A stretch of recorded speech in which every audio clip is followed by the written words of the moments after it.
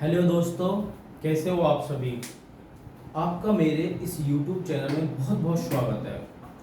दोस्तों, आज हम पंचवर्षीय योजनाओं के बारे में समझेंगे। शुरू करते हैं फ्रेंड्स। प्रथम पंचवर्षीय योजना। फ्रेंड्स, जो फर्स्ट पंचवर्षीय योजना थी ये कब से स्टार्ट हुई? 1951 से 1956 तक। स्टार्ट कब से हुई फ्रेंड? 1951 से और 1956, 5 साल इसका कार्यकाल था। देखिए फ्रेंड्स, यह योजना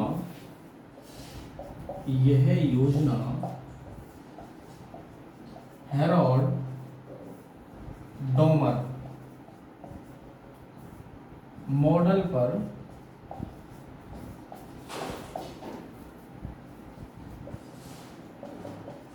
आधारित थी।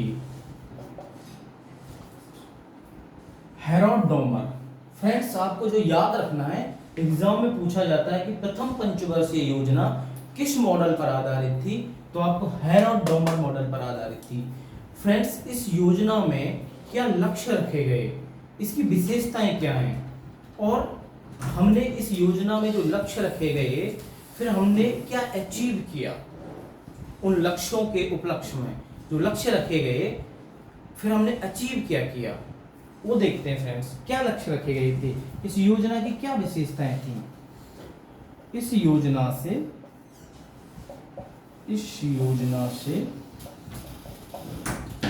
2.1% की विकास दर हासिल करेंगे। फ्रेंड्स, जो ग्रोथ रेट को अचीव करने का जो वो रखा गया था कि कितनी विकास दर हम अचीव करेंगे, प्राप्त करेंगे, तो 2.1% एक टारगेट रखा गया था। और फ्रेंड्स, इस योजना में किस सेक्टर को मुख्य फोकस पर रखा गया था? देखिए, इस योजना में कृषि क्षेत्र को, एग्रीकल्चर सेक्टर को, इस योजना में कृषि क्षेत्र पर मुख्य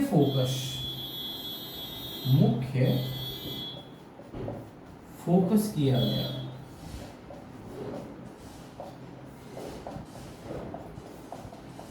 बांधों के विकास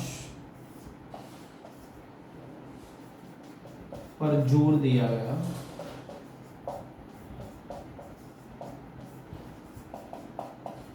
और देश के विकास के लिए भूमि सुधार यानी कि लैंड रिफॉर्म पर जोर दिया गया।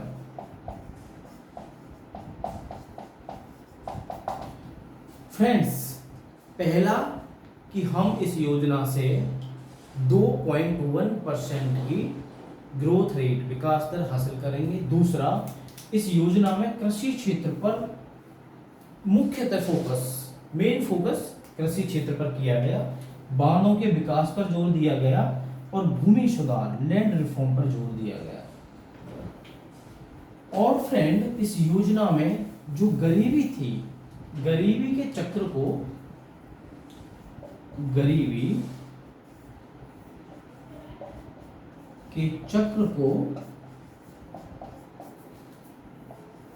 कम करने पर जोर दिया गया।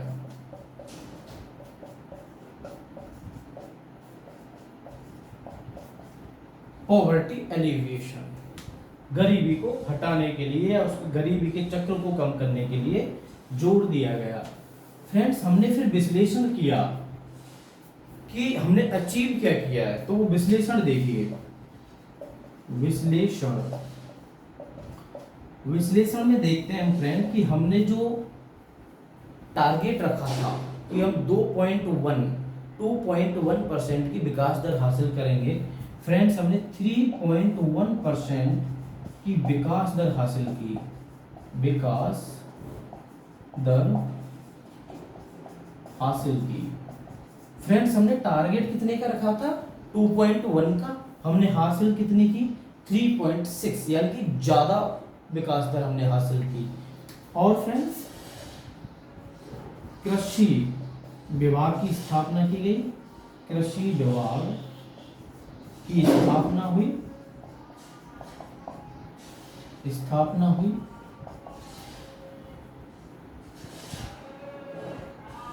कृषि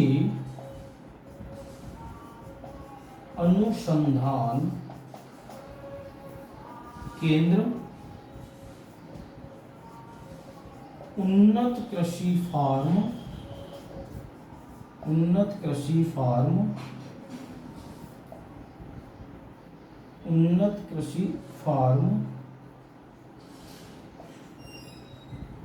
एंड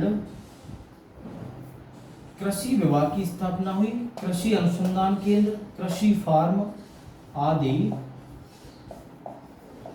की विस्तार एवं विकास को शुरू किया गया।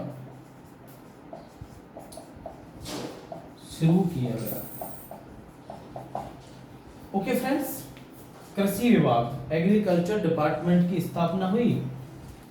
इसके तहत कृषि अनुसंधान केंद्र और कृषि फार्म अच्छी किस्म के बीजों आदि के विस्तार विकास को शुरू किया गया। इसी में फ्रेंड्स, इसी योजना में 5 IIT की स्थापना हुई।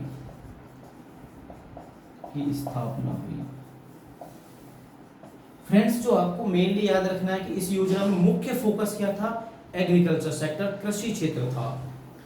विकास दर कितनी रखी गई कि हम 2.1% अचीव करेंगे, लेकिन हमने अचीव कितनी की? हमने 3.6% अचीव की। उससे ज्यादा जो टारगेट रखा गया था, 2.1 का टारगेट रखा गया था, लेकिन हमने 3.6 अचीव करी।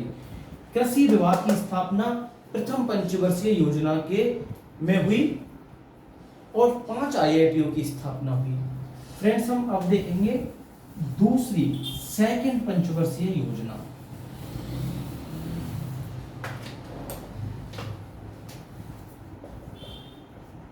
द्वितीय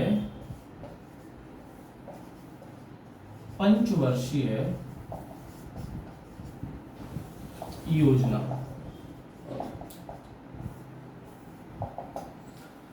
फ्रेंड्स ये जो द्वितीय पंचवर्षीय योजना थी, ये 1956 से 1961 तक थी।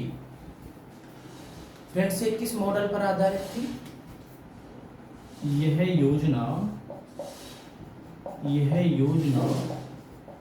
पीसी महालनोबिस मॉडल पर आधारित थी।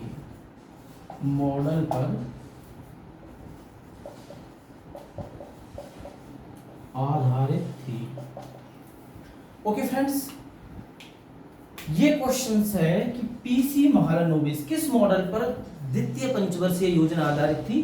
पीसी महालनोबिस।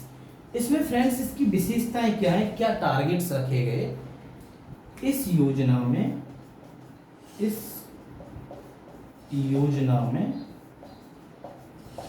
4.5% विकास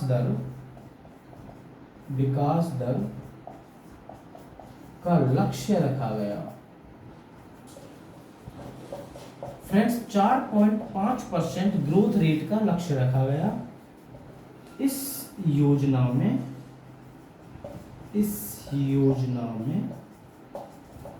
मुख्य फोकस, देखिए फ्रेंड ये इंपॉर्टेंट है, मुख्य फोकस औद्योगिक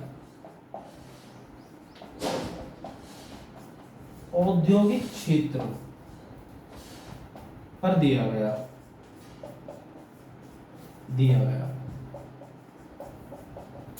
बुनियादी यानी कि बेसिक एवं हैवी भारी, बुनियादी एवं भारी औद्योगिक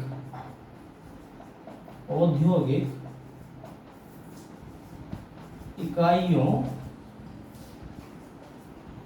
पर जोर दिया गया।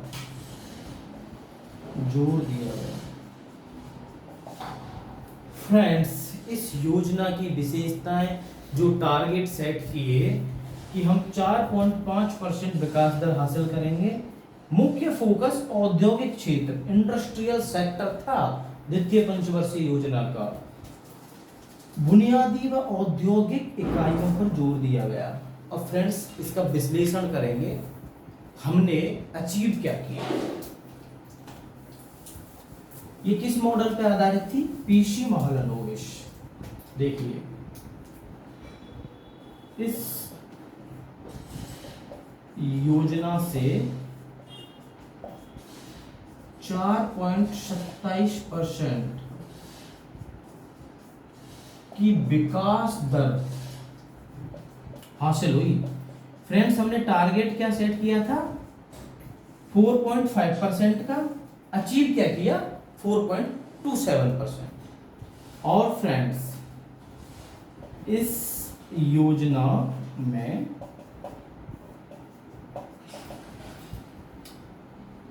दुर्गापुर,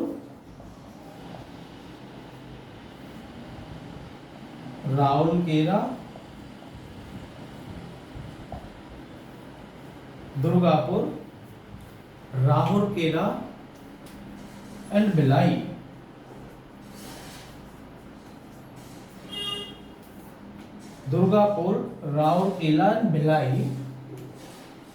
में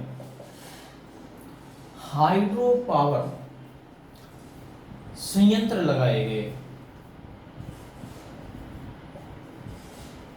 जल विद्युत संयंत्र, हाइड्रो इलेक्ट्रिक संयंत्र लगाए गए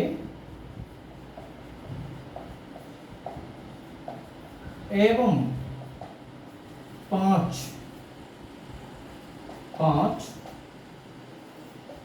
इस्पात मिलें, पांच इस्पात मिलें स्थापित की गई। देखिए फ्रेंड्स, दुर्गापुर, राउरकेला एंड भिलाई में जल विद्युत संयंत्र लगाए गए और 5 इस्पात की मिलें, स्टील के प्लांट लगाए गए। कहाँ लगाए गए? दुर्गापुर, राउरकेला, भिलाई में। और जल विद्युत संयंत्र भी लगाए गए। अब देखिए फ्रेंड्स, इस योजना में और क्या था? देखिए, रैपिड इंडस्ट्रियलाइजेशन, औद्योगिकीकरण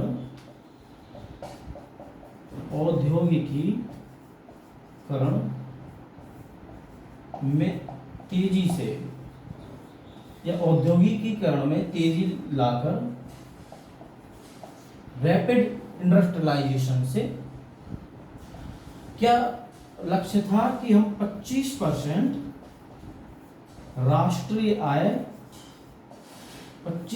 राष्ट्रीय आय को बढ़ाएंगे।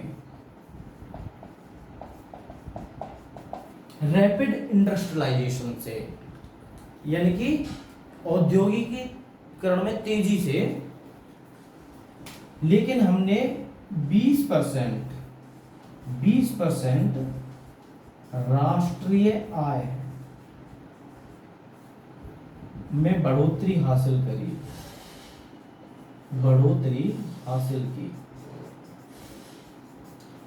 फ्रेंड्स, हमने रैपिड इंडस्ट्रियलाइजेशन यानी कि औद्योगिकीकरण में तेजी लाने से 25% राष्ट्रीय आय को बढ़ाने का लक्ष्य रखा, लेकिन हम 20% हमने राष्ट्रीय आय में बढ़ोतरी हासिल की एवं प्रति व्यक्ति आय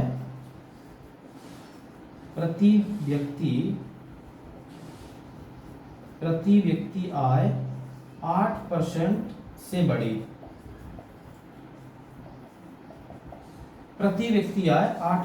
बढ़ी। फ्रेंड्स, अब हम डिस्कशन करेंगे तृतीय पंचवर्षीय योजना।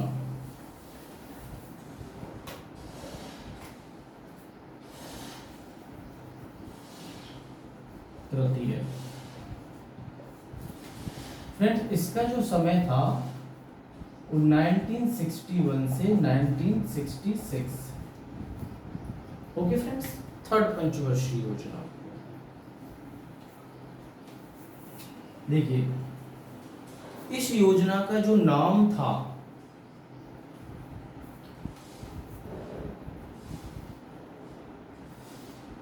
DR गॉडगिल।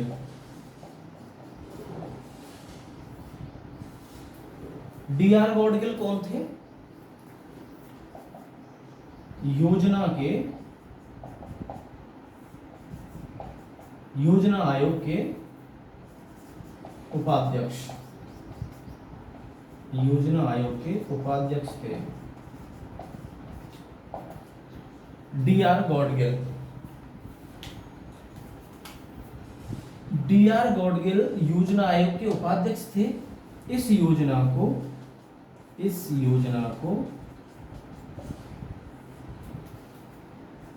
DR गॉडगिल या गॉडगिल योजना के नाम से जाना जाता है। गॉडगिल योजना के नाम से जाना जाता है।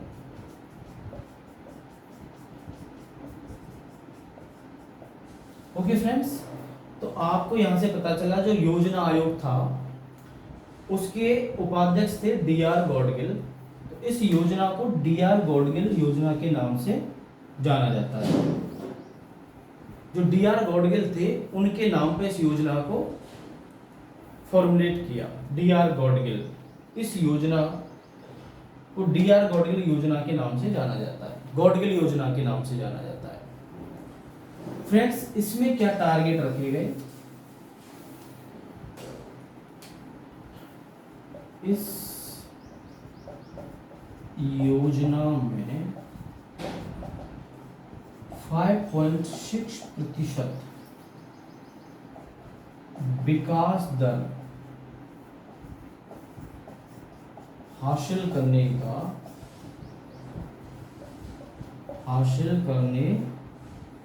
का लक्ष्य रखा गया।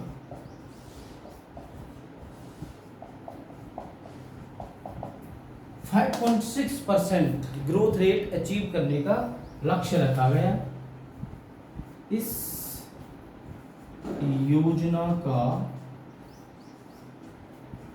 मुख्य उद्देश्य, देखिए, इस योजना का जो मुख्य उद्देश्य अर्थव्यवस्था को आत्मनिर्भर एवं स्वयं उत्पादक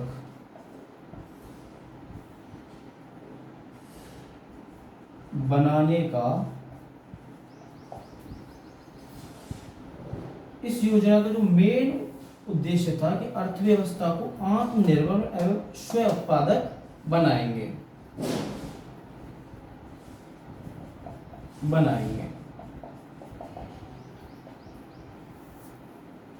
इस योजना में 5.6% विकास दर हासिल करने का लक्ष्य रखा गया था, लेकिन एक और लक्ष्य था कि जो अर्थव्यवस्था है उसको आत्मनिर्भर, सेल्फ रिलायंट, किसी पर डिपेंड नहीं हो, और स्वयं उत्पादक, सेल्फ जनरेटिंग बनाएंगे। ये इसका एम था, उद्देश्य था।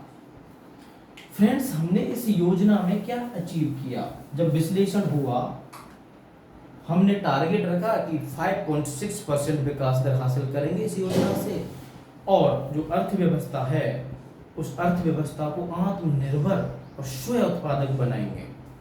ये मेन उद्देश्य था। फ्रेंड्स, हमने विश्लेषण किया तो इस योजना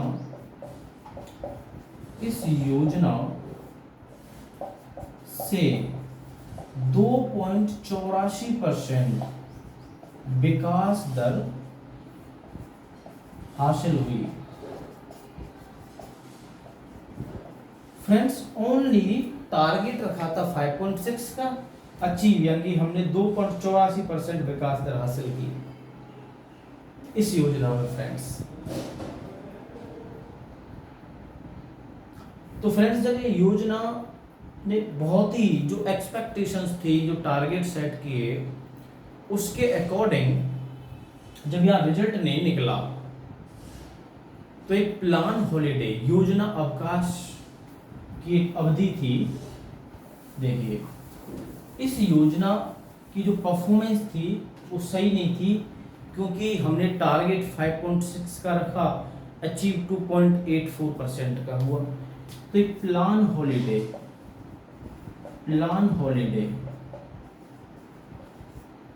योजना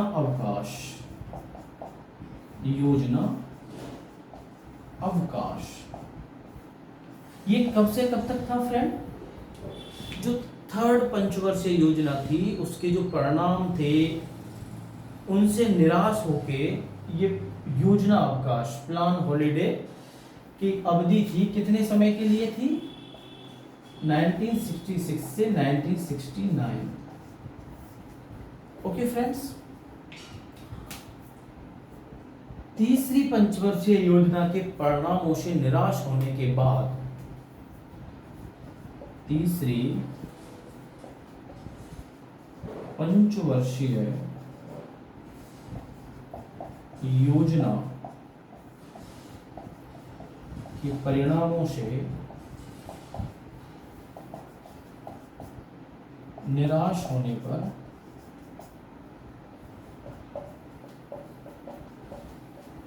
उन्नीस सौ छियासठ से 1967, 1967 से 1968, 1968 से 1969 तक योजना अवकाश घोषित किया गया, रखा गया।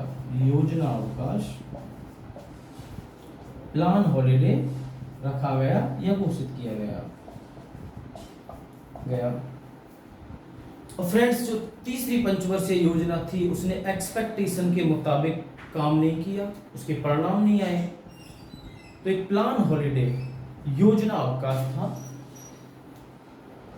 1966 से 67, 1967 से 68 और 1968 से 69। फ्रेंड्स इस दौरान इस हॉलिडे अवकाश के दौरान मुख्य रूप से कृषि, एग्रीकल्चर एवं उसकी एलाइड एक्टिविटीज और उससे संबंधित कृषि एवं उससे संबंधित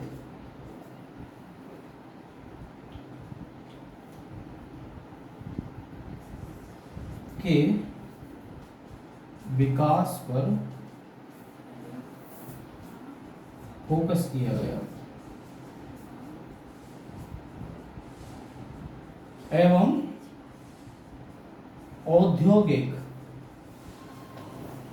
औद्योगिक क्षेत्र के विकास पर जोर दिया। फ्रेंड्स अब इस दौरान क्या किया कि जो एग्रीकल्चर सेक्टर था और उसकी जो सहायक संबंधित एलाइड एक्टिविटीज थी और जो औद्योगिक सेक्टर था उस पर काम किया इस प्लान हॉलिडे में, योजना अवकाश में। तो इन्होंने एक एग्रीकल्चर में एक स्ट्रेटजी अपनाई। देखिए कृषि में एक तकनीकी एक थी, वो क्या थी? इस प्लान हॉलिडे में इस दौरान उन्होंने काम तो किया, किस पे किया? मेनली कृषि क्षेत्र पर किया और इंडस्ट्रियल क्षेत्र पे किया, औद्योगिक क्षेत्रों पे किया। तो देखिए उन्होंने क्या किया कि उन्नत किस्म की बीजों का वितरण किया। कृषि क्षेत्र में उन्नत किस्म के बीजों का, हाई वैरायटी सीड, एवं मृदा संरक्षण, सॉइल कंजर्वेशन मेजर्स, मृदा संरक्षण पर काम किया।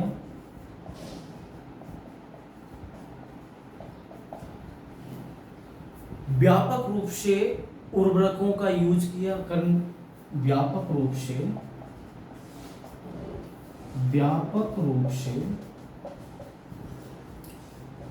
उर्वरकों का उपयोग कराया गया।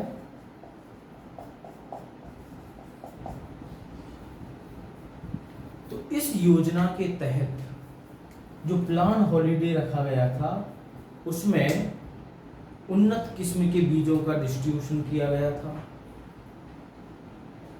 मृदा संरक्षण को बढ़ावा दिया गया था, उर्वरक को व्यापक स्तर पर यूज करने के लिए पहल की गई थी। और फ्रेंड्स, इस दौरान एक्सपोर्ट यानी कि निर्यात को बढ़ाने के लिए,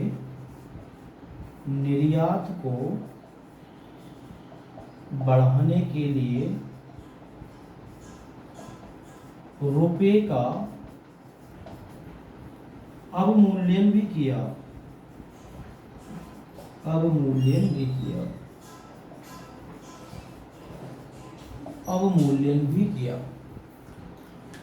तो फ्रेंड्स, जो प्लान हॉलिडे था इसमें मेन फोकस जो हुआ वो एग्रीकल्चर, कृषि क्षेत्र, उससे संबंधित क्षेत्रों पे, औद्योगिक क्षेत्रों पे हुआ। एक कृषि में एक स्ट्रेटजी अपनाई गई, उसके तहत उन्नत किस्म के बीजों का वितरण किया गया, मृदा संरक्षण को बढ़ावा दिया गया, एक व्यापक लेवल पर फर्टिलाइजर्स, उर्वरक का उपयोग करने को बढ़ावा दिया गया, और जो निर्यात थे उनको बढ़ाने के लिए रुपए का डिवैल्यूएशन भी किया, यानी कि अवमूल्यन भी किया था। तो ये था प्लान हॉलिडे। तीसरी पंचवर्षीय योजना के परिणामों से जो हम हासिल नहीं कर पाए थे एक्सपेक्टेशन के अकॉर्डिंग, तो एक प्लान हॉलिडे रखा गया 3 वर्ष का, उसमें ये काम किए गए थे। ओके फ्रेंड्स, तो बाकी की जो लेफ्ट पंचवर्षीय योजना है उनको हम अगले सेशन में नेक्स्ट पार्ट में समझेंगे। आई होप आपको यहाँ तक समझ आया होगा फ्रेंड्स। आपको वीडियो अच्छा लगा है या आप इसको देखें, अपने फ्रेंडों को शेयर करें, और आपको पसंद आए तो आप चैनल को सब्सक्राइब भी करें। Okay guys.